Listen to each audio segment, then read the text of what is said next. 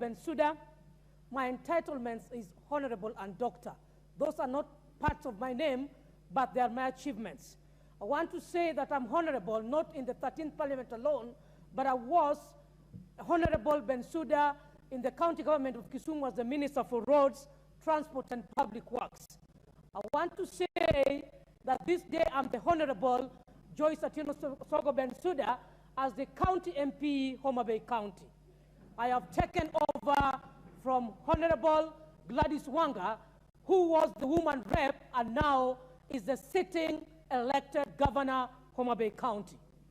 Allow me in my introduction to say that I'm born and bred in Homa Bay County, and so I'm representing a county which I understand. I'm born there, I'm married there, I've stayed there, and I understand their challenges, I understand their achievements, I understand their gaps.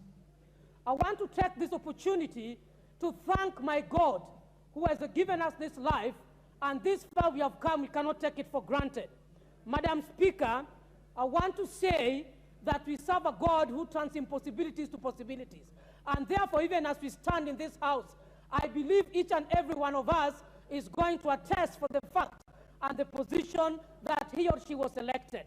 Madam Speaker, allow me to say that I am a married Christian professional woman leader who is going to work and serve diligently for this nation.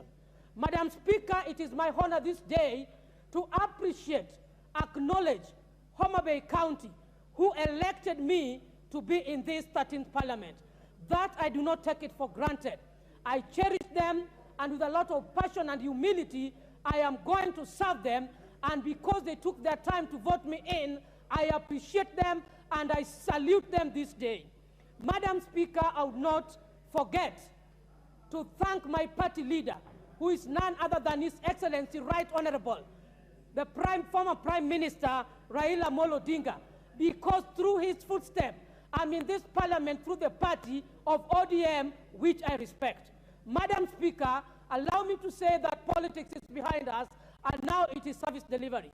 As we are in this Parliament, Madam Speaker, I want to say that we are engaged as the arm of the government, that is legislation. Without looking into the political divides, we must be able to serve Kenyans diligently. Madam Speaker, I want to confirm that the motion in place is very relevant for Honorable Bensouda. Why am I saying so, Madam Speaker? I want to say that I'm a career educator, and I want to say that I'm one of the professional teachers who has the credit and distinction of teaching in all cadres of level of education. I want to confirm to this House that I am a primary school teacher. So when any issue comes and arises, Madam Speaker, dealing with policies, I understand them from the perspective of practicality and not just a politician. Madam Speaker, I want to say that I am a high school teacher. I'm trained and graduated, professionally qualified from the world-class university, that is the Nairobi University. Madam Speaker, I want to say and record in this House that I'm also a lecturer, professionally trained and qualified. I owe my master's degree at the University of Nairobi. I owe my doctorate in philosophy in project planning and management. Madam Speaker, I find that absolutely relevant for me to serve in this House as an MP. Madam Speaker, I want to say that not only am I owning doctorate in philosophy in project planning and management, I am specialized in project monitoring and evaluation. All this equates to devolution. All this equates to what we need to serve in our constituencies or our counties. Madam Speaker, having said that, I want to really appreciate the seniors in this House, because we learn from footsteps. When you enter into somebody's house, you observe, you watch, you listen. I have listened, I have observed, I've taken my time to see how members debate. I have taken my time to learn on the conduct and presentation. Madam Speaker, that gives me an edge to start my footing in this House. Madam Speaker, I want to recognize with a lot of humility the late Wangari Maathai as a woman leader in this country. I'm recognizing the late Wangari Maathai because his life is anchored in one of my key issues or items in my manifesto. That is environmental conservation, which I will elaborate a little bit, Madam Speaker. Madam Speaker, I want to say that from my observation as a key stakeholder in this country and a leader, I want to give my opinion on the institutions that exist in this country. I want to say that as leaders who are given the time to serve in each and every institution, be it the executive, be it the judiciary, be it the legislature, we must be transparent, honest, and accountable to the work that we are doing. I want to say, Madam Speaker, that we do not have time.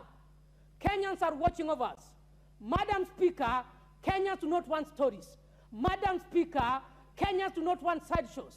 This House, I believe, in the 13th Parliament, the fourth estate is asking, what is it that we are going to do different from what has been done in other years? Madam Speaker, I want to say that without looking and observing into our political divides, we must serve Kenyans. There are issues. As an educator, number one, I would want to see the courts upholding the spirit of education. Otherwise, we cannot be discussing education issues, formulating education policies, and then at certain points, we give doublespeak. Madam Speaker, I want to say that as a Christian, I want the churches, it is my proposal, it is my quest that the churches should also be looked into in this country. And I'm very happy that our president is one of the spiritual persons that we have in this country. And I always see prayers ongoing in State House. We want to see this cascaded to Protestants, the Anglicans, each and every denomination. Even in our language, we have one, nomea, if you allow me to say. Madam Speaker, I want to say that when it comes to gatherings, public holidays, we must cushion, we must be equitable even with our prayers, not only one side. Let us have all these denominational and religious leaders brought on board. If anything, the churches need to develop and grow. Why don't we also think about that?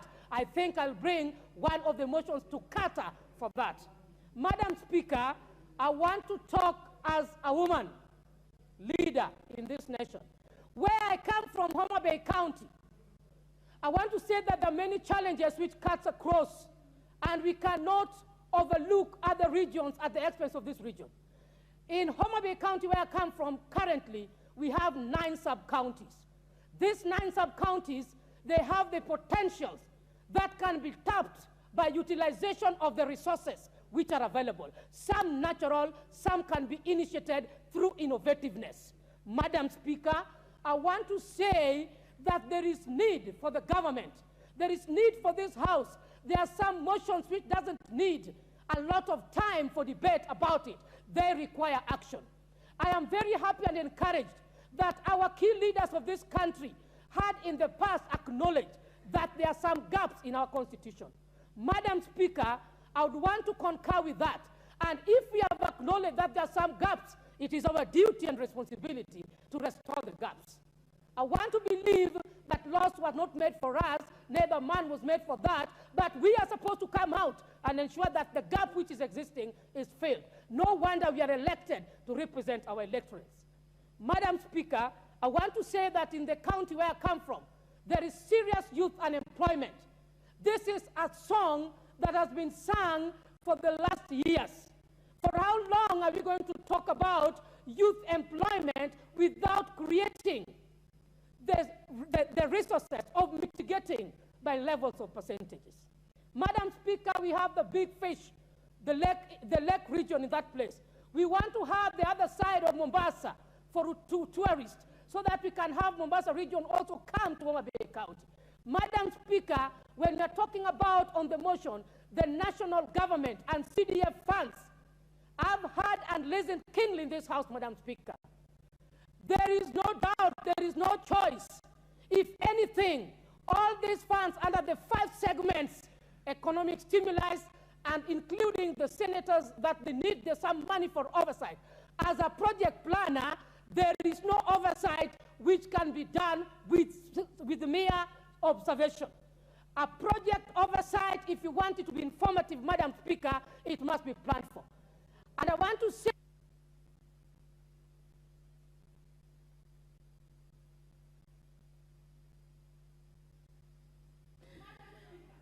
Well, your time is up. Very well spoken, member for Homa Bay.